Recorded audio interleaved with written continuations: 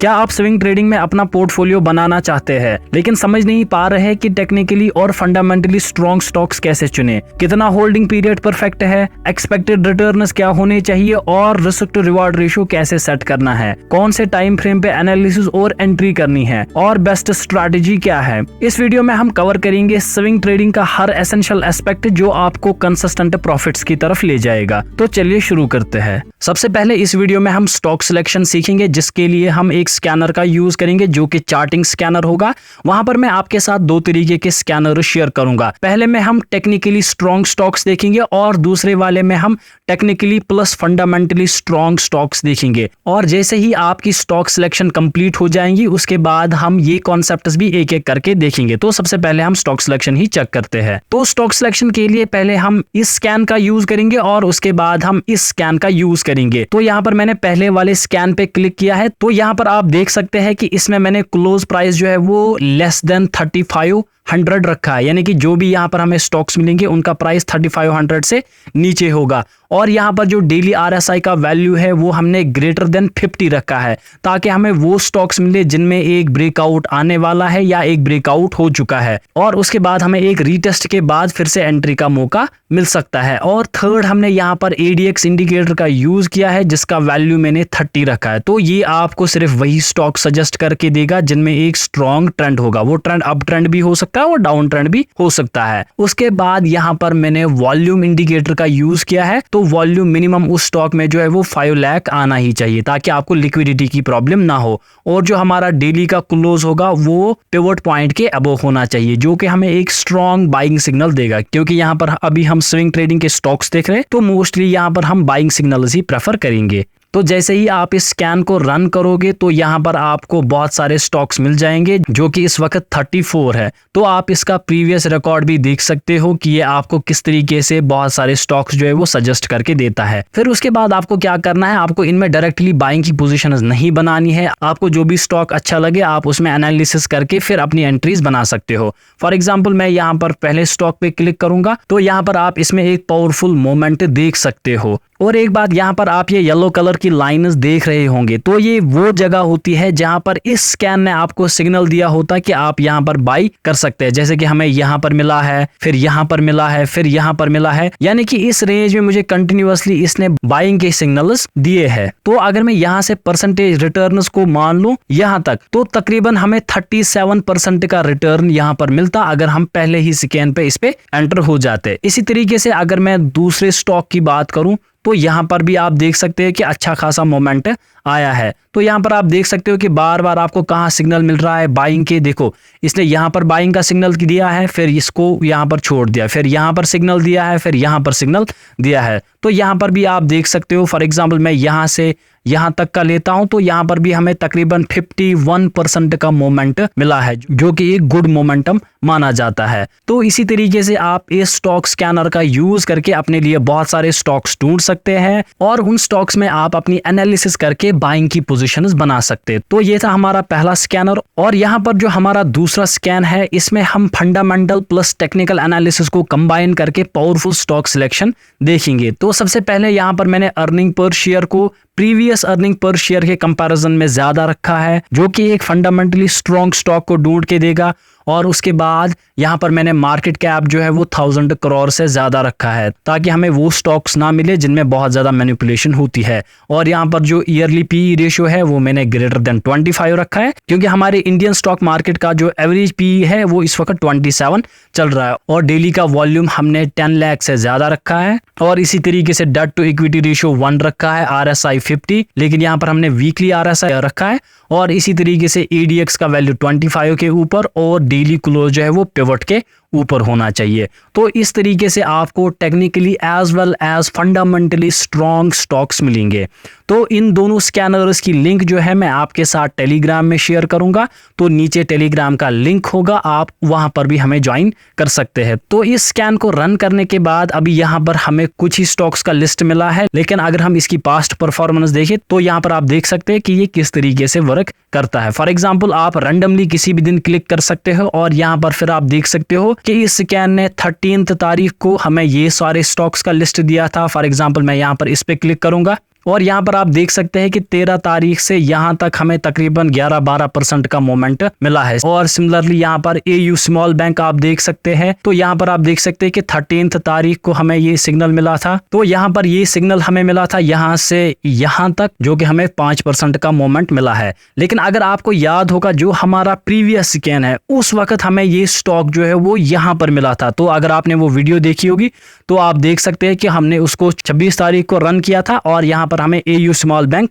मिला था। तो इस दिन से लेकर यहाँ तक अभी हमें 20% से भी ज्यादा मोमेंट मिल चुकी है। तो इसी तरीके से आप इन स्कैनर्स को रन करके अपने लिए डिफरेंट स्टॉक्स ढूंढ सकते हैं। अब हम देखेंगे कि स्विंग ट्रेडिंग में हमें एक स्टॉक को कब तक होल्ड करना चाहिए। तो इसके लिए कुछ कंडीशंस है जो जनरली सजेस्ट किया जाता है, वो है कि आपको मिनिमम 5 डेज से लेकर 4 से 5 वीक तक अपने स्टॉक को होल्ड करना चाहिए। क्योंकि बहुत सारे लोगों की प्रॉब्लम क्या है, अगर वो किसी जगह यहाँ पर बाई करते हैं और उसके बाद 1 साल तक भी स्टॉक जो है वो इसी रेंज में रहता है, वो बस अटके रहते हैं। तो सिंपल सी बात है, अगर इस वीक तक आपका स्टॉप लॉस हिट हो रहा है तो आपको अपने ट्रेड से निकल जाना है। लेकिन अगर आपको अच्छे खासे बड़े प्रॉफिट्स मिल रहे हैं तो वो भी आपको ट्रेल करके चलने हैं। जैसे ही ट्रेडिंग स्टॉप लॉस हिट होगा आप उसके बाद अपने ट्रेड से निकल सकते हैं। ऐसा नहीं कि आपने स्विंग ट्रेडिंग के पर्पज से कोई स्टॉक लिया हो और उसके बाद आप उसको 1 साल 2 साल तक होल्ड कर रहे हो ये सोचकर कि अब तो मैं इसको लॉन्ग टर्म तक ले रहा हूं। तो ये गलती आपको बिल्कुल भी स्विंग ट्रेडिंग में नहीं करनी है। अब जो पहला फैक्टर है जो आपके होल्डिंग पीरियड को इफेक्ट करता है वो है ट्रेंड की स्ट्रेंथ कितनी है और प्राइसेस में मोमेंट कितना आ रहा है। तो सिंपल सी बात है, अगर एक स्ट्रॉन्ग ट्रेंड है जो कि सीधे ही ऊपर जा रहा है कंटिन्यूअसली, थोड़े बहुत लोअर हाईज दिखाकर फिर से बड़ा मूव ऊपर की तरफ, छोटा सा लोअर हाई फिर बड़ा मूव ऊपर की तरफ, तो ऐसे स्टॉक्स में आपको जल्दी एग्जिट नहीं करना चाहिए क्योंकि यहाँ पर आपको बड़े टारगेट्स मिलने की उम्मीद होती है। तो सिंपल सी बात यहाँ पर है, अगर प्रॉफिट्स चल रहे हैं तो होल्ड करना है और उन प्रॉफिट्स को ट्रेल करना है। ऐसी बात नहीं है कि आपका प्रॉफिट नहीं हो रहा है, लॉस हो रहा है और आप होल्ड कर रहे हो। तो ये चीज आपको यहाँ पर पॉइंट आउट करके रखना है कि जब प्रॉफिट चले, बड़ा प्रॉफिट हो रहा है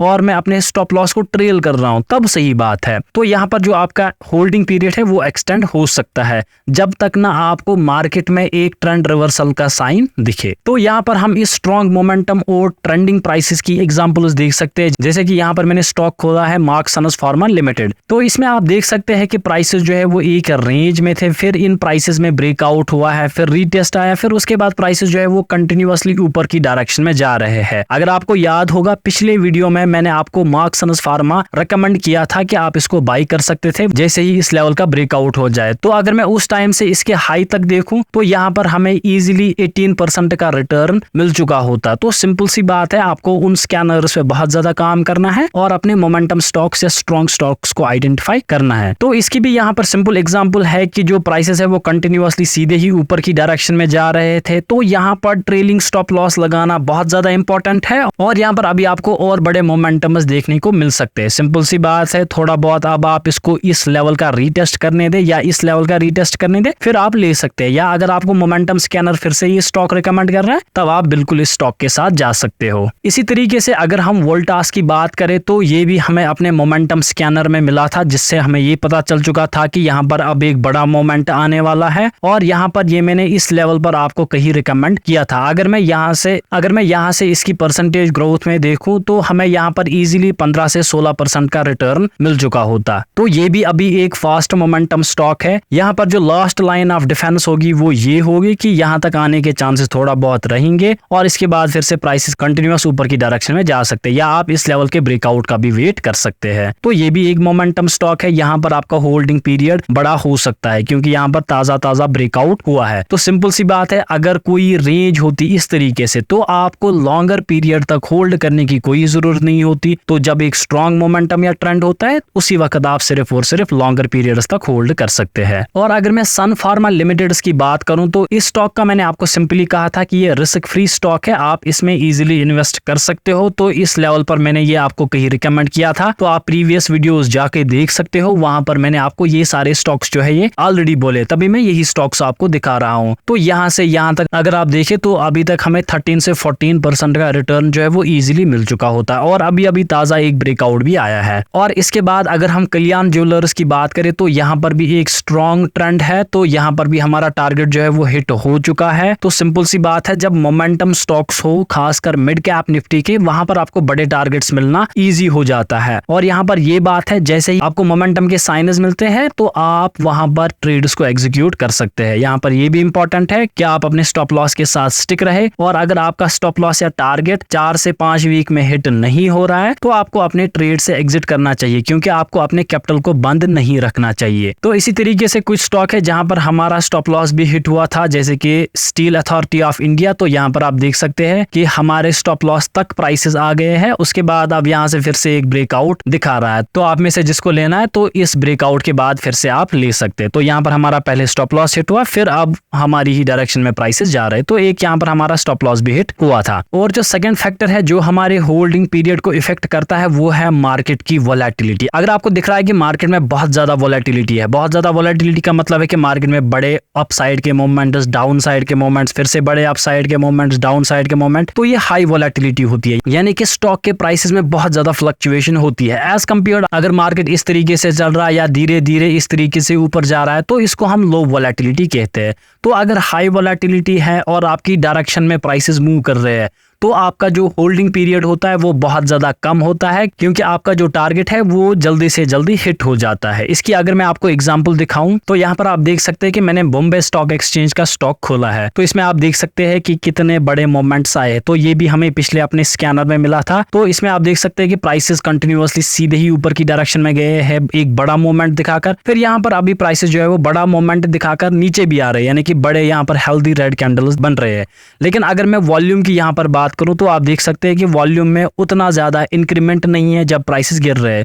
तो सिंपल सी बात है, ये एक पुल बैक हो सकता है। तो जैसे ही ये पुल बैक खत्म होगा फिर से आपको एक बड़ा मोमेंट ऊपर की डायरेक्शन में देखने को मिल सकता है। और जो सेकंड स्टॉक है जिसकी हमने बात की थी वो था उम्मा एक्सपोर्ट्स। तो ये स्टॉक भी हमें अपने मोमेंटम स्कैनर में यहाँ पर कहीं मिला था। तो इसमें भी आप देख सकते हैं कि टॉप तक हमें तकरीबन 42% का मोमेंट मिला है। तो ये मोमेंटम स्टॉक्स होते हैं। तो इन मोमेंटम स्टॉक्स में क्या होता है कि आपके टारगेट्स जो है वो क्विकली हिट होते हैं, क्योंकि मार्केट की वोलेटिलिटी जो है वो प्राइसेस को बहुत ज्यादा फ्लक्चुएट करवाती है। आप इसमें वॉल्यूम का भी ट्रेंड देख सकते हैं कि जब ब्रेकआउट हुआ था तो वो बहुत ज्यादा हाई वॉल्यूम के साथ हुआ था, फिर यहाँ पर प्राइसेस जो है वो रुक रहे हैं और अब थोड़ा बहुत नीचे आए। लेकिन यहाँ पर आप देख सकते हैं कि वॉल्यूम में उतना कोई सिग्निफिकेंट मोमेंट नहीं है। तो ये भी एक सिंपल सा पुल बैक हो सकता है और प्राइसेस जो है वो अपनी ओरिजिनल ट्रेंड में रिज्यूम कर सकते हैं। और अब जो लास्ट फैक्टर है जो आपके होल्डिंग पीरियड को इफेक्ट करता है वो है अर्निंग एंड न्यूज इवेंट।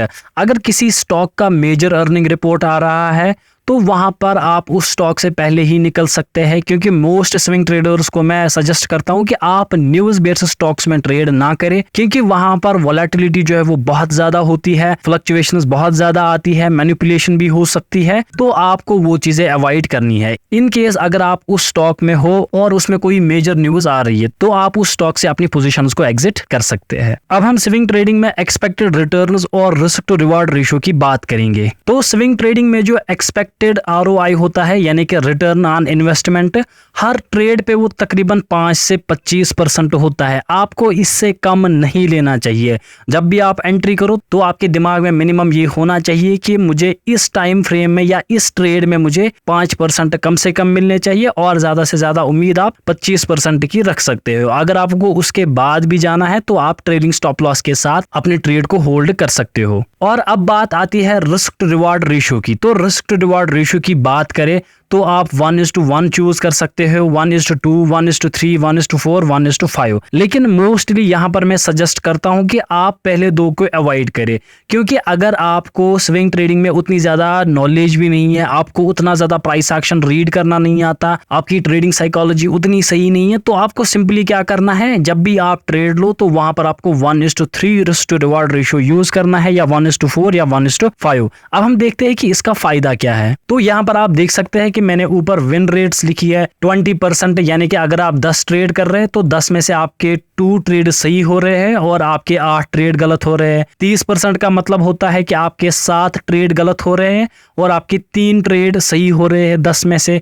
और 40% का मतलब होगा कि आपके 6 ट्रेड गलत हो रहे हैं और आपके 4 ट्रेड सही हो रहे हैं। इसी तरीके से 60% का मतलब होगा कि आपके 4 ट्रेड गलत हो रहे हैं और आपके 6 ट्रेड सही हो रहे हैं। तो इतनी ही एक्यूरेसी होती है मोस्टली, और जो जो एडवांस लेवल के होते हैं वो 70 से 80% भी जाते हैं, लेकिन नॉर्मली हर किसी की एक्यूरेसी जो है वो 60% से ज्यादा नहीं होती है। तो सिंपल सी बात है, अगर आप 1:1 रिस्क टू रिवार्ड रेशियो के साथ काम कर रहे हो और आपकी एक्यूरेसी 20% है तो आप लॉस मेकिंग में हो, 30% में भी लॉस करोगे, 40% पे भी लॉस करोगे। तो आपको मिनिमम 60% की एक्यूरेसी चाहिए अगर आप 1:1 रिस्क टू रिवार्ड रेशियो के साथ जाएंगे। तो सिंपल सी बात है, अगर आप एक बिगनर हो और आप 1:1 रिस्क टू रिवार्ड रेशियो के साथ जा रहे हो तो ओवरऑल आप लॉस में ही निकलोगे, चाहे आप कितने भी सही ट्रेड कर लो। अगर आपके 100 में से 50 ट्रेड भी सही हो रहे हैं फिर भी आप लॉस में ही निकलोगे। ब्रोकरेज होती है, टैक्सेस होते हैं, तो इसलिए आपको मिनिमम जो है 1:2 के लिए पहले जाना चाहिए। तो 1:2 में आपको प्रॉफिटेबल बनने के लिए 40% की एक्यूरेसी चाहिए,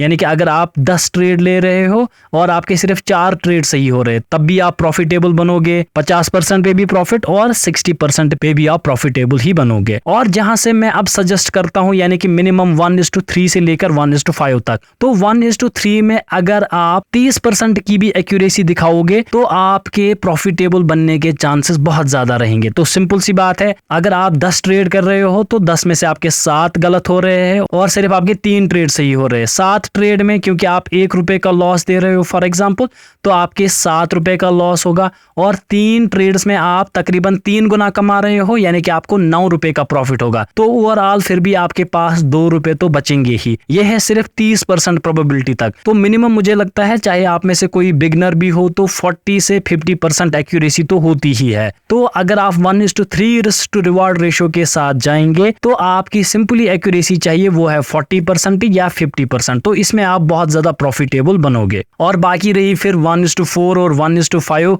रिस्क टू रिवार्ड रेशियो की बात, जो मैं यूजुअली आपको हमेशा दिखाता हूं कि आप 1:4 या 1:5 भी प्रेफर कर सकते हैं, लेकिन सिर्फ ट्रेलिंग स्टॉप लॉस के साथ। मिनिमम आपको 1:3 के लिए तो जाना ही पड़ेगा। 1:4 में अगर आपकी एक्यूरेसी सिर्फ 30% भी है तो प्रॉफिटेबल, बाकी यहाँ अगर आपकी 60% एक्यूरेसी है तो वो तो आपको बहुत ज्यादा और प्रॉफिटेबल बना सकती है। और 1:5 की अगर हम बात करें, आपको सिर्फ 20% की एक्यूरेसी चाहिए प्रॉफिटेबल बनने के लिए। आपके 8 ट्रेड गलत हो रहे हैं, 2 ट्रेड सही हो रहे हैं।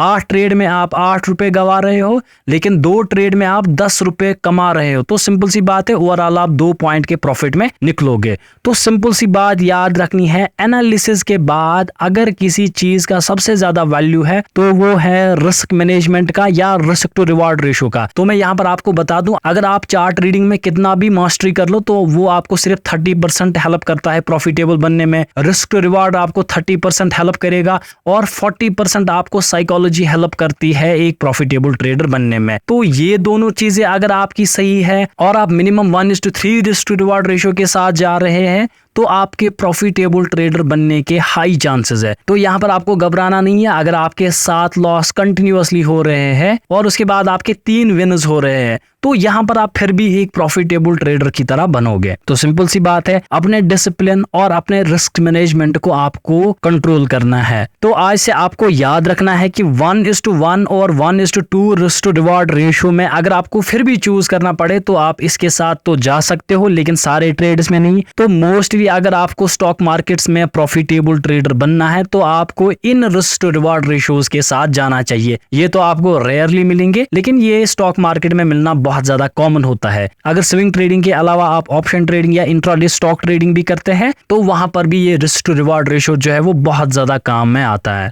अब जो नेक्स्ट टॉपिक हम इस वीडियो में कवर करने वाले हैं वो है time frames to use in swing trading, यानी कि स्विंग ट्रेडिंग में हमें कौन से टाइम फ्रेम्स का इस्तेमाल करना चाहिए। आधे टाइम फ्रेम्स एनालिसिस के लिए होते हैं और आधे टाइम फ्रेम्स एंट्री के लिए होते हैं। स्विंग ट्रेडिंग में 3 टाइम फ्रेम सबसे ज्यादा इंपॉर्टेंट है। एक है 1 डे का टाइम फ्रेम और आप समटाइम्स इसके साथ 1 वीक का टाइम फ्रेम भी यूज कर सकते हैं, और दूसरा है 1 आवर का टाइम फ्रेम, और एंट्री के लिए जो टाइम फ्रेम आप यूज करोगे वो होगा 15 मिनट्स का टाइम फ्रेम। अब हर टाइम फ्रेम पे क्या एनालिसिस करनी है, बाकी चीजें क्या करनी है हमें, वो हम एक एक करके देखेंगे। 1 डे टाइम फ्रेम की अगर हम बात करें तो सबसे पहले आपको इस टाइम फ्रेम पे सपोर्ट एंड रेजिस्टेंस ड्रा करना होगा, यानी कि आपके चार्ट पर जो भी मेजर लेवल्स होंगी आपको उन लेवल्स को ड्रा करके रखना है, और उसके बाद आपको ओवरऑल ट्रेंड की एनालिसिस करनी है।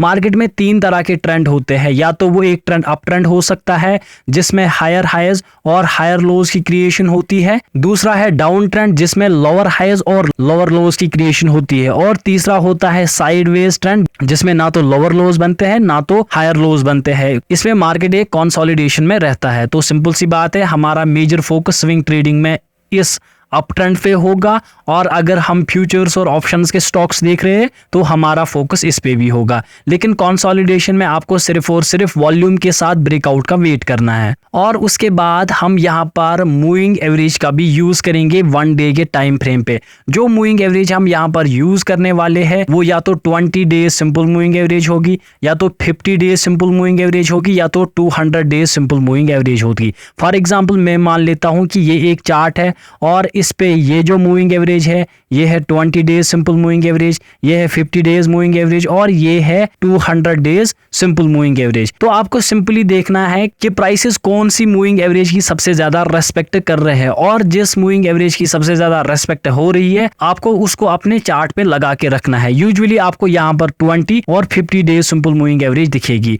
तो जैसे ही आपको दिखे कि 20 मूविंग एवरेज की सबसे ज्यादा रेस्पेक्ट हो रही है तो उसके साथ साथ आपको 50 मूविंग एवरेज जरूरी लगानी है, और सिंपली अगर आपको दिख रही है कि 50 मूविंग एवरेज की ज्यादा रेस्पेक्ट हो रही है तो इसके अगेंस्ट में आपको 200 डेज सिंपल मूविंग एवरेज जरूरी लगानी है। और सबसे लास्ट जिसमें हम पुल बैक्स और ट्रेंड की कंटिन्यूएशन देखेंगे उसके लिए हम यूज करेंगे फिबोनाची रिट्रेसमेंट। अगर आपको इन सब के कॉन्सेप्ट्स नहीं है तो चिंता ना करें, मैं ये भी थोड़ा बहुत कवर करूंगा, और इनके डिटेल्ड वीडियोस हमारे प्राइस एक्शन के कोर्स में ऑलरेडी प्रेजेंट है जो कि यूट्यूब पे फ्री अवेलेबल है। वो 3 घंटे का कोर्स है, आप चाहे तो वो भी देख सकते हैं। और इसके बाद हम अपनी एनालिसिस 1 आवर के टाइम फ्रेम पे करेंगे। 1 आवर के टाइम फ्रेम की बात करें तो सबसे पहले हम यहाँ पर सपोर्ट एंड रेजिस्टेंस फिर से ड्रा करेंगे, यानी कि पहले सपोर्ट एंड रेजिस्टेंस हम 1 डे के टाइम फ्रेम पे ड्रा करेंगे, उसके बाद हम 1 आवर पे भी सपोर्ट एंड रेजिस्टेंस ड्रा करेंगे। उसके बाद यहाँ पर हम पुल बैक्स और कंटिन्यूएशन देखेंगे। फॉर एग्जांपल प्राइसेस की स्विंग्स बन रही है, हायर हाईज और हायर लोज, पहले हम इनका नेचर आइडेंटिफाई करेंगे और इसके साथ साथ सपोर्ट एंड रेजिस्टेंस ड्रा करेंगे, और इन स्विंग्स का नेचर या इन स्विंग्स की रिट्रेसमेंट देखने के लिए हम इस पे फिबोनाची टूल का भी यूज करेंगे। उसके बाद यहाँ पर हम वॉल्यूम एनालिसिस करेंगे कि क्या वॉल्यूम हमें कोई इंक्रीमेंट दिखा रहा है, क्या वॉल्यूम में कुछ बदलाव हो रहा है,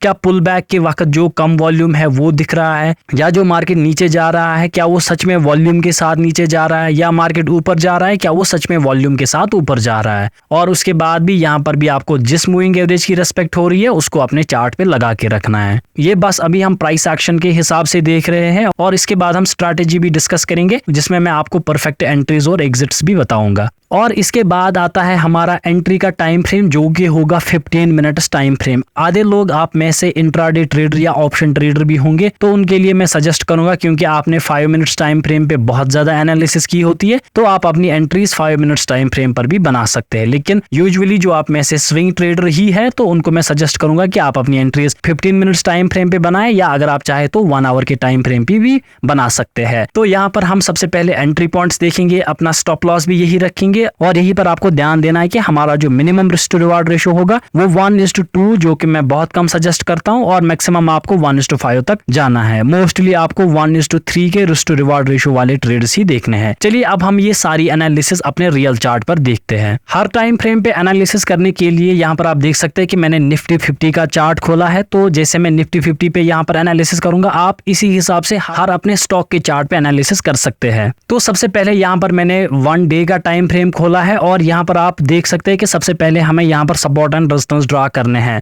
तो उसके लिए यहाँ से मैं हॉरिजॉन्टल लाइन लूंगा, और जो हमारा पहला रेजिस्टेंस बन रहा है वो आप देख सकते हैं कि यहाँ पर है, हमारा सपोर्ट यहाँ पर है, और दूसरा सपोर्ट यहाँ पर है, और तीसरा यहाँ पर है। तो यहाँ पर इतना नीचे जाने की कोई ज़रूरत नहीं है। तो फिलहाल के लिए हम यहाँ पर इसके टॉप पे भी एक रेजिस्टेंस मार्क कर सकते हैं। तो अभी जो निफ्टी 50 है ये एक स्ट्रॉन्ग ट्रेंड में है, यानी कि प्राइसेस जो है वो कंटिन्यूअसली ऊपर की ही डायरेक्शन में जा रहे हैं। तो क्योंकि अब प्राइसेस सीधे ही ऊपर जा रहे हैं तो एक पुल बैक का वेट किया जा सकता है, फिर प्राइसेस ऊपर जा सकते हैं। तो आप देख सकते हैं कि निफ्टी में कभी ऐसा नहीं हुआ है कि कंटिन्यूअसली 5-6 कैंडल्स जो है वो ऊपर जा रहे हैं फिर से ऊपर जाता ही रहेगा। यहाँ पर भी आप देखिए कि 2-4 कैंडल्स ऊपर गए, फिर रेड कैंडल, फिर थोड़ा बहुत ऊपर, फिर नीचे आया, फिर से प्राइस ऊपर जाने लगे, फिर से ही नीचे आए, फिर से प्राइस ऊपर गए, फिर रेड कैंडल्स, प्राइसेस रुके हुए। तो ऐसा नहीं होता है कि प्राइसेस जो है वो सीधे ही ऊपर की ही डायरेक्शन में जाएंगे। तो यहाँ से आप थोड़ा बहुत अभी स्विंग ट्रेडिंग के लिहाज से एक रिट्रेसमेंट का वेट कर सकते हैं, फिर प्राइसेस जो है वो ऊपर जा सकते हैं। यहाँ पर ब्रेकआउट पे अभी लेना बिल्कुल भी सही नहीं रहेगा। तो ये चीज भी आपको ध्यान देनी है। अगर कोई स्टॉक सीधे ही ऊपर भाग रहा है, 5-6 ग्रीन कैंडल्स आ रहे हैं, तो उसमें डायरेक्टली घुसना सही नहीं रहता है। और इसके बाद जो हमें थर्ड एनालिसिस करनी है वो है हमें 20 मूविंग एवरेज, 50 और 200 में देखना है सबसे ज्यादा रेस्पेक्ट किस चीज की हो रही है। तो सपोर्ट एंड रेजिस्टेंस हमने सारी लेवल्स ड्रा की जो अभी हमारे लिए इंपॉर्टेंट है। उसके बाद हमने ओवरऑल ट्रेंड को भी देखा कि प्राइसेस जो है वो स्ट्रॉन्ग अप ट्रेंड में है और यहाँ पर अभी एक लो लगाने की बारी है, फिर उसके बाद प्राइसेस फिर से ऊपर की डायरेक्शन में जा सकते हैं। तो यहाँ पर आपको ये चीज याद रखनी है कि जब एक स्ट्रॉन्ग अप ट्रेंड होता है तो रिवर्सल्स के ट्रेड लेना इतनी जल्दी सही नहीं होता है। तो मिनिमम प्राइसेस को रिवर्स होने के लिए आपको दिखना चाहिए कि यहाँ पर लोअर हाईज की क्रिएशन के बाद सपोर्टर्स टूट रहे हैं, तो वो एक ट्रेंड रिवर्सल का साइन होता है। तो यहाँ पर अभी कोई भी ट्रेंड रिवर्सल का साइन नहीं दिख रहा है। तो यहाँ पर मैं इंडिकेटर्स के सेक्शन में आऊंगा और यहाँ पर मैं मूविंग एवरेज को लगाऊंगा। सबसे पहले यहाँ पर हम 20 डेज मूविंग एवरेज लगाएंगे और यहाँ पर मैं दूसरी जो है वो 50 डेज सिंपल मूविंग एवरेज लगाऊंगा। इसका कलर जो है वो मैं रेड रखूंगा। तो यहाँ पर आप देख सकते हैं कि जब प्राइसेस एक साइडवेज रेंज में थे या लो वोलेटिलिटी में थे या एक कंसोलिडेशन में थे, तब दोनों मूविंग एवरेज जो है वो एक साथ थे और यहाँ पर जैसे ही ब्रेकआउट हुआ था तो यहाँ पर एक पोटेंशियल अपॉर्चुनिटी बन रही थी। तो उसके बाद आप देख सकते हो कि प्राइसेस 20 मूविंग एवरेज की बहुत ज्यादा अभी रेस्पेक्ट कर रहे हैं, तो इसके अगेंस्ट में आपको 50 मूविंग एवरेज जो है वो बिल्कुल जरूरी लगानी है। तो इसके हिसाब से भी अभी प्राइसेस जो है वो बहुत ज्यादा ऊपर है और अभी लेना सही नहीं रहेगा। और सबसे लास्ट एनालिसिस जो हमें करनी है वो है फिबोनाची रिट्रेसमेंट की एनालिसिस। तो यहाँ पर फिबोनाची लगाने का कोई फायदा नहीं होगा क्योंकि प्राइसेस अभी सीधे ही ऊपर जा रहे हैं। फिबोनाची हम सिर्फ तभी लगाते हैं जब प्राइसेस ऊपर जा रहे हो एक अप ट्रेंड में, फिर वहां से एक पुल बैक आता है, तो उस पुल बैक में नीचे के पॉइंट से उसके टॉप के पॉइंट तक ये फिबोनाची रिट्रेसमेंट लगाया जाता है। और इस फिबोनाची में जो सबसे इंपॉर्टेंट लेवल्स होती है वो होती है 23, 38, 50 और 60। और स्विंग ट्रेडर्स के लिए सबसे इंपॉर्टेंट ये 3 लेवल्स होती है, यानी कि 38, 50 और 61। ये इंट्राडे ट्रेडर्स के लिए बहुत ज्यादा इंपॉर्टेंट होती है। तो ये थी वो सारी एनालिसिस जो हमें अपने 1 डे के टाइम फ्रेम पे करनी चाहिए। 1 डे के टाइम फ्रेम के बाद हम यहाँ पर 1 आवर के टाइम फ्रेम पे आएंगे और यहाँ पर आप देख सकते हैं कि सबसे पहले हमें सपोर्ट एंड रेजिस्टेंस ड्रा करना है, यानी कि जो भी सपोर्ट एंड रेजिस्टेंस की अब हमें लेवल्स मिलेंगी हम उनको भी ड्रा कर सकते हैं, या प्रीवियस जो सपोर्ट एंड रेजिस्टेंस लेवल्स हमने 1 डे के टाइम फ्रेम पे ड्रा की थी उनको आप एडजस्ट भी कर सकते हो।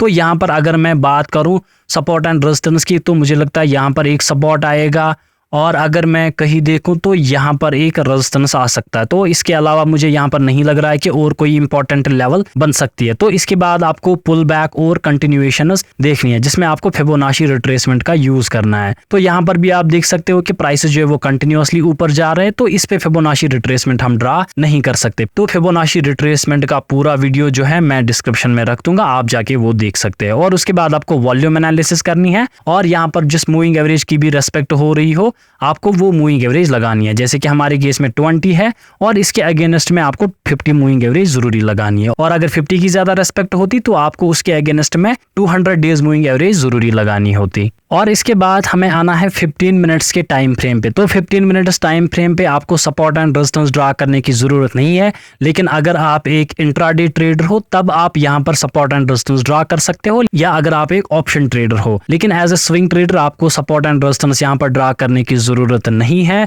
तो यहाँ पर आपको सिंपली अपने एंट्री पॉइंट्स ढूंढने हैं। जब आपको 1 डे के टाइम फ्रेम पे और 1 आवर के टाइम फ्रेम पे कोई हिंट मिल रही है कि यहाँ पर ब्रेकआउट हो रहा है या कोई आपकी स्ट्रैटेजी बता रही है कि यहाँ पर एक एंट्री हो सकती है, तो उस एंट्री को सही पॉइंट पे लेने के लिए आप इस 15 मिनट्स टाइम फ्रेम का यूज कर सकते हो। जैसे कि यहाँ पर आप देख सकते हैं कि प्राइसेस ऊपर गए और यहाँ पर एक स्ट्रेंथ के साथ प्राइसेस होल्ड कर रहे हैं, तो यहाँ पर जैसे ही ब्रेकआउट हुआ तो यहाँ पर एक ट्रेड लिया जा सकता है। तो इन सिंपल चीजों के लिए आप इस लोअर टाइम फ्रेम को यूज कर सकते हो और आप यहाँ पर स्टॉप लॉस लगा सकते हो। और मिनिमम जो आपका रिस्क टू रिवार्ड रेशियो होगा वो 1:3 आपको रखना है और मैक्सिमम आप 1:5 के लिए भी जा सकते हैं। अब हम इस वीडियो के लास्ट पार्ट की तरफ बढ़ते हैं जो कि होगा स्ट्रैटेजी पोर्शन, जिसमें हम 1-2 स्ट्रैटेजीज कवर करेंगे और बाकी जो स्ट्रैटेजीज होंगी वो हम आने वाले वीडियोस में कवर करेंगे। इस वीडियो में हम RSI प्लस ADX स्ट्रैटेजी पहले कवर करेंगे और उसके बाद हम बॉलिंजर बैंड्स प्राइस एक्शन और RSI की स्ट्रैटेजी कवर करेंगे। स्विंग ट्रेडिंग में RSI प्लस ADX स्ट्रैटेजी को यूज करने के लिए सबसे पहले आपको अपने चार्ट पर RSI और ADX इंडिकेटर को लगाना होगा। उसके लिए आपको ट्रेडिंग व्यू के इंडिकेटर सेक्शन में आना है और यहाँ पर आपको लिखना है RSI, और यहाँ पर जो आ रहा है रिलेटिव स्ट्रेंथ इंडेक्स, आपको इस पे क्लिक करना है और दोबारा से आपको इसी इंडिकेटर सेक्शन में आना है और यहाँ पर आपको लिखना है ADX, और यहाँ पर जो दिख रहा है एवरेज डायरेक्शनल इंडेक्स, आपको इस पे क्लिक करना है। तो सबसे पहले हम RSI की सेटिंग्स देखेंगे। तो इनपुट्स में आपको RSI लेंथ 14 ही रखनी है और उसके बाद आपको किसी भी सेक्शन के साथ यहाँ नहीं छेड़ना है, और उसके बाद हम स्टाइल्स में आएंगे। स्टाइल्स में आप RSI की लाइन पे क्लिक करोगे और यहाँ पर आप अपने हिसाब से कलर चूज कर सकते हो। मैंने यहाँ पर पर्पल कलर रखा है, तो आप कोई भी रख सकते हो,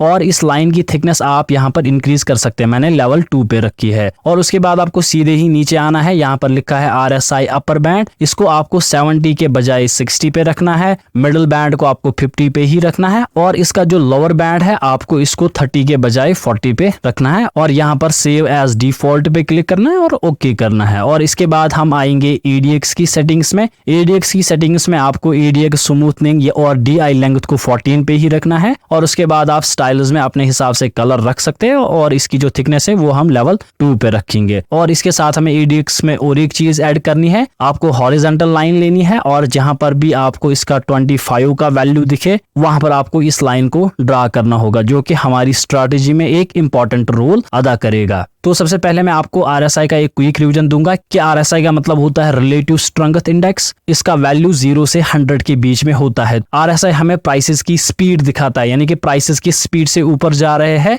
या किस स्पीड से नीचे जा रहे हैं। और ADX की बात करें तो ये होता है एवरेज डायरेक्शनल इंडेक्स। ADX हमें ट्रेंड की स्ट्रेंथ दिखाता है। बहुत सारे लोगों को कंफ्यूजन होता है कि ये हमें ट्रेंड की डायरेक्शन दिखाता है, तो ऐसी बात नहीं है। ADX बस इसलिए बना है ताकि ये हमें ट्रेंड की स्ट्रेंथ दिखाए। वो ट्रेंड अप ट्रेंड भी हो सकता है और डाउन ट्रेंड भी हो सकता है। अगर ADX का वैल्यू 20 से 25 के बीच में होगा तो वो हमें दिखाता है कि एक ट्रेंड की फॉर्मेशन हो रही है, और वो ट्रेंड अप ट्रेंड भी हो सकता है और डाउन ट्रेंड भी हो सकता है। और जब इसका वैल्यू 25 से 50 के बीच में होता है तो वो हमें दिखाता है कि मार्केट में एक स्ट्रॉन्ग ट्रेंड है, और वो ट्रेंड अप ट्रेंड भी हो सकता है और डाउन ट्रेंड भी हो सकता है। यहाँ पर आपको कंफ्यूज नहीं होना है कि ये सिर्फ अप ट्रेंड को दिखाता है। अगर आप देखोगे कि मार्केट में प्राइसेस कंटिन्यूअसली ऊपर जा रहे हैं, आप देखोगे कि ADX लाइन भी ऊपर जा रही है। सिमिलरली अगर आपको दिख रहा है कि मार्केट में एक डाउन ट्रेंड है और प्राइसेस कंटिन्यूअसली नीचे जा रहे हैं, उस वक्त भी आपको दिखेगी कि ADX लाइन जो है वो ऊपर जा रही है। अगर आपको इन इंडिकेटर्स के बारे में इंफॉर्मेशन नहीं है तो आप हमारी चैनल में जाकर इन दोनों के वीडियोस देख सकते हो, और इनकी लिंक मैं डिस्क्रिप्शन में भी रख दूंगा। अब जो RSI प्लस ADX की स्ट्रैटेजी हम यूज करने वाले हैं उसमें आपको क्या देखना है कि अगर आपको दिख रहा है कि प्राइसेस कंटिन्यूअसली अप ट्रेंड में जा रहे हैं और उसी वक्त आपको दिख रहा है कि RSI जो है वो 60 लाइन का ब्रेकआउट कर रहा है ऊपर की तरफ, जैसे कि आप यहाँ पर देख रहे हो, और उसी वक्त या तो उसके बाद आपको दिख रहा है कि ADX जो है वो 25 लेवल के ऊपर जा रहा है, तो आपको अपने बाइंग ट्रेड्स को कंसिडर करना है। और सिमिलरली अगर आपको दिख रहा है कि मार्केट जो है वो एक डाउन ट्रेंड में जा रहा है और उसी वक्त आपको दिख रहा है कि RSI 40 लाइन के नीचे जा रहा है और ADX उसी वक्त या उसके थोड़ा बाद 25 लेवल के ऊपर जा रहा है, तो आपको सेलिंग करनी है। ये यूजुअली आप फ्यूचर्स एंड ऑप्शंस में कर सकते हैं, क्योंकि यहाँ पर हम स्विंग ट्रेडिंग स्टॉक्स देख रहे हैं, तो यहाँ पर मैं मोस्टली बाइंग वाले ट्रेड्स ही देखूंगा। तो फिर से मैं एक बार रिवीजन करता हूँ कि अगर आपको दिख रहा है कि 60 लाइन के ऊपर RSI जा रहा है और उसी वक्त या उसके थोड़ा बाद, क्योंकि ADX जो है वो RSI के कंपैरिजन में थोड़ा ज्यादा लैगिंग इंडिकेटर है, और ADX उसके बाद आपको दिख रहा है कि 25 लाइन के ऊपर जा रहा है, तो यहाँ पर आपको अपनी बाइंग की पोजीशंस कंसिडर करनी है। जैसे कि यहाँ पर मैं आपको इस चार्ट पे दिखाऊंगा। अभी मैंने यहाँ पर निफ्टी 50 का चार्ट खोला है और मैं इसको डेली टाइम फ्रेम पे देख रहा हूँ। साथ ही में आपको सपोर्ट एंड रेजिस्टेंस का भी यूज करना है, जैसे कि यहाँ पर एक रेजिस्टेंस है और यहाँ पर एक सपोर्ट है। तो यहाँ पर आप देख सकते हैं कि RSI हमें यहाँ पर 60 लेवल का ब्रेकआउट दे रहा था और उसके थोड़ा बाद यहाँ पर मुझे ADX जो है वो 25 लाइन का ब्रेकआउट दिखा रहा था, और साथ ही में आप देखिए यहाँ पर रेजिस्टेंस का भी ब्रेकआउट हो रहा है। यानी कि हमें यहाँ पर ट्रिपल कंफर्मेशन मिल रही है कि आप यहाँ पर बाइंग का ट्रेड एग्जीक्यूट कर सकते हो, और उसके बाद आप देख सकते हो कि प्राइसेस में एक हेल्दी मोमेंट हमें मिला है। लेकिन यहाँ पर इस स्ट्रैटेजी की प्रॉब्लम क्या है डेली टाइम फ्रेम पर, कि ये आपको बहुत सारे मूव्स जो है वो मिस करवा सकता है। जैसे कि ये मूव आप पकड़ सकते थे, लेकिन इस स्ट्रैटेजी की हेल्प से आप ये मूव नहीं पकड़ सकते, और उसके बाद ये मूव नहीं पकड़ सकते और उसके बाद ये मूव भी नहीं पकड़ सकते। और सिमिलरली अगर मैं थोड़ा पीछे जाऊं तो यहाँ पर इस मूव को नहीं पकड़ सकते थे लेकिन इस मूव को पकड़ सकते थे। तो डेली टाइम फ्रेम पे प्रॉब्लम ये है कि जब प्राइसेस में एक रिट्रेसमेंट आता है, जैसे कि आप यहाँ पर देख सकते हैं कि एक रिट्रेसमेंट आया है, तब एडीएक्स आपको सिग्नल देना थोड़ा बंद कर देता है क्योंकि ये भी रिट्रेसमेंट फेज में चला जाता है और ट्रेंड को करेक्ट करने जाता है कि कहीं डाउन ट्रेंड मत आ गया। तो इस प्रॉब्लम का सोल्यूशन निकालने के लिए आपको क्या करना है, इस सेम स्ट्रैटेजी को आप यूज करोगे 1 आवर टाइम फ्रेम पे एंट्री के लिए या तो 15 मिनट्स टाइम फ्रेम के लिए। लेकिन डेली टाइम फ्रेम हम यूज करेंगे स्टॉक स्क्रीनर बनाने के लिए। उस स्टॉक स्क्रीनर में हम जो भी सेटिंग्स रखेंगे वो डेली टाइम फ्रेम पर ही होगी, यानी कि डेली टाइम फ्रेम से हम स्टॉक्स को फाइंड करेंगे और उनकी जो एग्जैक्ट एंट्रीज होगी वो या तो हम 1 आवर पे लेंगे या तो 15 मिनट्स पर लेंगे। तो चलिए सबसे पहले हम स्टॉक स्कैनर ही बनाते हैं। तो इस स्ट्रैटेजी का स्कैनर बनाने के लिए सबसे पहले आपको गूगल में लिखना है चार्टिंग और इसको सर्च करना है और इसके बाद पहली जो वेबसाइट है इस पे क्लिक करना है और यहाँ पर आप देख सकते हैं कि इसका इंटरफेस खुला है। तो इसके इंटरफेस में आपको सीधे ही यहाँ पर इस स्कैनर के पोर्शन में आना है। यहाँ पर आपको नीचे बहुत सारे स्कैनर्स दिख जाएंगे, आप इनमें से भी कोई यूज कर सकते हो, लेकिन यहाँ पर हम अपना कस्टम मेड स्कैनर बनाएंगे। तो आपको यहाँ पर इस क्रिएट स्कैन पे क्लिक करना है और यहाँ पर ऐसा कुछ इंटरफेस आपके सामने खुल जाएगा। तो यहाँ पर लिखा है स्टॉक पासेस ऑल, इसका मतलब होगा कि जो भी मैं कंडीशन दूंगा वो ये स्टॉक पास करना चाहिए। आप इसका उल्टा भी कर सकते हो, यहाँ पर आप पास की जगह फेल लिख सकते हो, ऑल की जगह आप अनी भी लिख सकते हो, लेकिन फिलहाल के लिए आपको सिर्फ पासेस ऑल लिखना है। और उसके बाद आप यहाँ पर देख सकते हो यहाँ पर लिखा है कैश सेगमेंट, तो आप इस कैश पे भी क्लिक कर सकते हो और यहाँ पर आपको डिफरेंट ऑप्शंस मिल जाएंगे। कैश का मतलब होता है वो सारे स्टॉक्स जो कि हमारे इंडियन स्टॉक मार्केट में प्रेजेंट है। और इसके बाद बैंक निफ्टी का मतलब होगा कि ये वही स्टॉक्स ढूंढ के देगा जो बैंक निफ्टी के अंदर आएंगे। इसी तरह से मिड कैप 50 का मतलब होगा कि ये मिड कैप के स्टॉक्स ढूंढ के देगा। निफ्टी 50 का मतलब होगा कि ये निफ्टी 50 के अंडर के स्टॉक्स देगा जिन पे हमारी कंडीशन फॉलो हो रही है। फिलहाल के लिए आपको कैश पे ही रखना है। तो सबसे पहले आपको इस प्लस के आइकन पे क्लिक करना है और यहाँ पर आपको सबसे पहले लिखना है क्लोज, क्योंकि सबसे पहले हम अपने स्टॉक का प्राइस ही सिलेक्ट करेंगे। उसके बाद आपको ऑपरेशंस में लिखना है लेस देन और इनपुट्स में आपको नंबर रखना है और यहाँ पर इस नंबर में आपको 2000 लिखना है। इसका मतलब होगा कि ये जो भी स्टॉक्स ढूंढेगा उनकी प्राइस 2000 के नीचे ही होगी। तो यहाँ पर आप इसको अपने हिसाब से भी लिख सकते हैं। अगर आप यहाँ पर 500 लिखेंगे तो उसका मतलब होगा कि ये आपको वही स्टॉक्स ढूंढ के देगा जिनकी प्राइस 500 के नीचे होगी। तो फिलहाल के लिए हम यहाँ पर 2000 लिखेंगे, आप अपने हिसाब से बाकी और कुछ भी लिख सकते हैं। जो हमारी सेकंड कंडीशन होगी वो वॉल्यूम की कंडीशन होगी, तो आपको वॉल्यूम सर्च करना है और उसके बाद आपको ऑपरेशंस में ग्रेटर देन रखना है और उसके बाद फिर से यहाँ पर नंबर ही रखना है। तो यहाँ पर हम कंडीशन देंगे कि उसमें मिनिमम 10 लाख का वॉल्यूम आना ही चाहिए, क्योंकि यहाँ पर हम लिक्विड स्टॉक्स ही ढूंढ रहे हैं। ऐसा नहीं कि हम किसी स्टॉक में ट्रेड करें और उसमें वॉल्यूम ही ना आए। और अब जो हमारी थर्ड कंडीशन होगी इसमें आपको लिखना है RSI और यहाँ पर ऑपरेशंस में आपको रखना है ग्रेटर देन इक्वल टू और यहाँ पर आपको नंबर ही सिलेक्ट करना है और यहाँ पर अब आपको लिखना है 50। जब हम स्ट्रैटेजी सीख रहे थे उस वक्त मैंने आपको 60 कहा था, लेकिन यहाँ पर मैं 50 इसलिए रख रहा हूँ ताकि हमें वो स्टॉक्स भी मिले जिनमें ब्रेकआउट होने वाला है और जिनमें एक पोटेंशियल ट्रेंड की फॉर्मेशन भी हो रही है या जिनमें एक ट्रेंड रिवर्सल हो रहा है। तो इसलिए यहाँ पर मैंने 50 की कंडीशन रखी और यहाँ पर जो मैं कैंडल सिलेक्ट कर रहा हूँ वो डेली कैंडल है। तो जब मैं यही चीज 1 आवर पे देखूंगा तो उस वक्त वहां पर मुझे ऑलरेडी ब्रेकआउट मिला हुआ दिखेगा। तो और उसके बाद आपको और एक कंडीशन यहाँ पर सिलेक्ट करनी है, वो है एडीएक्स की कंडीशन। तो एडीएक्स में भी आपको रखना है ग्रेटर देन इक्वल टू और यहाँ पर नंबर्स में आपको लिखना है 30, ताकि ये हमें वही स्टॉक्स दिखाए जिनमें एक स्ट्रॉन्ग ट्रेंड होगा। तो इसके बाद आपको यहाँ पर इसको करना है रन स्कैन और यहाँ पर आप नीचे देख सकते हैं कि हमें बहुत सारे स्टॉक्स का नाम मिला है। अब जो हमारी नेक्स्ट स्ट्रैटेजी है इसमें हम बॉलिंजर बैंड्स को RSI के साथ यूज करेंगे। यहाँ पर जो हम RSI की सेटिंग यूज करने वाले हैं वो होगी 60-40 सेटिंग्स। अगर आपको RSI के बारे में नहीं पता है तो आप हमारी RSI की वीडियो भी देख सकते हैं। तो यहाँ पर सिंपल से रूल्स रहेंगे। जब भी मार्केट अप ट्रेंड में होगा और प्राइसेस मिडल बॉलिंजर बैंड पे आ रहे हैं और उसी वक्त प्राइसेस या तो 60 लेवल पर सपोर्ट ले रहे हैं या तो 60 लेवल का ब्रेकआउट कर रहे हैं, तो दोनों सिचुएशंस में आपको बाई करना है।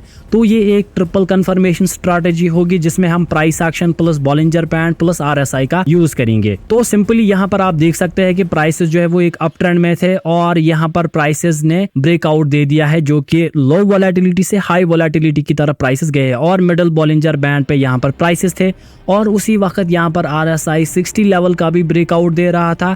तो यहाँ पर हम अपनी बाइंग की पोजीशंस बना सकते थे। फिर आप देख सकते हैं उसके बाद प्राइसेस में कितना बड़ा मोमेंट आया है। और इसी चीज का अपोजिट हम कर सकते हैं सेलिंग के लिए, जैसे कि यहाँ पर आप देख सकते हैं लोअर हाइज की क्रिएशन हो रही है, यानी कि जो कि एक ट्रेंड रिवर्सल का साइन है। और उसी वक्त आप देख सकते हैं यहाँ पर सपोर्ट टूट रहा है और सपोर्ट टूटने के साथ साथ ही यहाँ पर RSI जो है वो 40 लेवल के नीचे जा रहा है। तो RSI के सेलिंग के दो तरीके हैं, एक है कि प्राइस पहले ही 40 लेवल से नीचे है और फिर से 40 लेवल पे आके नीचे जा रहा है, यानी कि रीटेस्ट कर रहा है, तो वो सेलिंग की सिचुएशन रहती है। और दूसरी बात कि ऊपर से प्राइसेस गिर रहे हैं और RSI भी नीचे जा रहा है और जैसे ही वो 40 लेवल का ब्रेक डाउन देगा नीचे की तरफ तो आप यहाँ पर सेलिंग की पोजीशन बना सकते हैं। तो जैसे कि यहाँ पर भी आप देख सकते हैं कि प्राइसेस मिडिल बॉलिंजर बैंड पे आ रहे थे और साथ ही में यहाँ पर RSI जो है वो 40 लेवल का ब्रेक डाउन दे रहा था, तो यहाँ पर हमें सेलिंग की पोजीशन बन रही थी। और ट्रेंड रिवर्सल के ट्रेड्स के लिए भी सिमिलरली आप देख सकते हैं कि प्राइस कंटिन्यूअसली नीचे जा रहा था और यहाँ पर प्राइसेस ने एक सपोर्ट बनाया, फिर यहाँ पर हायर लोज की क्रिएशन के साथ प्राइसेस ऊपर जा रहे हैं और साथ ही में यहाँ पर आप देख सकते हैं कि जो RSI है वो भी हमें कंटिन्यूअसली ऊपर की ही डायरेक्शन दिखा रहा है, यानी कि डाइवर्जेंस है। हालांकि यहाँ पर लोअर लोज की क्रिएशन है लेकिन यहाँ पर हायर लोज की क्रिएशन है और सिमिलरली यहाँ पर हमें ट्रिपल कंफर्मेशन के लिए प्राइस एक्शन हायर लो दिखा रहा है। फिर यहाँ पर हमें बॉलिंजर बैंड्स बाइंग का सिग्नल दे रहे हैं और सिमिलरली RSI फिर यहाँ पर हमें बाइंग का सिग्नल दे रहा है। तो ये ट्रेड भी हमारा जो है वो सक्सेसफुल हुआ है, यहाँ पर हमें इजीली 1:3 का ट्रेड मिला होगा। फिर यहाँ पर आप देख सकते हैं जैसे ही ये सपोर्ट टूटा, जो कि अभी मैंने आपको सिखाया था कि इस सपोर्ट के नीचे या इस सपोर्ट के नीचे आप सेल कर सकते हैं और यहाँ पर ये जो जोन होगा इसके दरमियान ये नो ट्रेडिंग जोन होगा मोस्टली। तो यहाँ पर बॉलिंजर बैंड्स के हिसाब से सेलिंग थी और सिमिलरली RSI ने भी यहाँ पर इस 40 लेवल का ब्रेक डाउन दिया है, तो यहाँ पर भी हम सेल कर सकते थे। तो इसी तरीके से आप इस प्राइस एक्शन, RSI और बॉलिंजर बैंड्स को भी यूज कर सकते हैं और आप भी अपनी ट्रेडिंग को इम्प्रूव कर सकते हैं। लेकिन यहाँ पर सजेशन यही रहेगी, जब तक ना आपका रिस्क मैनेजमेंट सही होगा, जो कि यहाँ पर मैं बार बार कहता हूँ 1:2 के ट्रेड्स, 1:3 के ट्रेड्स, और आपकी साइकोलॉजी और माइंडसेट सही नहीं होगा, तब तक ये स्ट्रैटेजीज भी काम नहीं करेंगे। तो बस इतना ही था आज के वीडियो में। मैं उम्मीद करता हूँ कि आपको ये वीडियो पसंद आया होगा। So make sure to like, share and subscribe. आप मुझे इंस्टाग्राम और टेलीग्राम पर भी फॉलो कर सकते हैं, उनकी लिंक डिस्क्रिप्शन में होगी। साथ ही आप हमारा advance price action course check कर सकते हैं, वहां पर आप फैजान 15 कूपन कोड यूज कर सकते हैं तो आपको 15% का डिस्काउंट मिलेगा।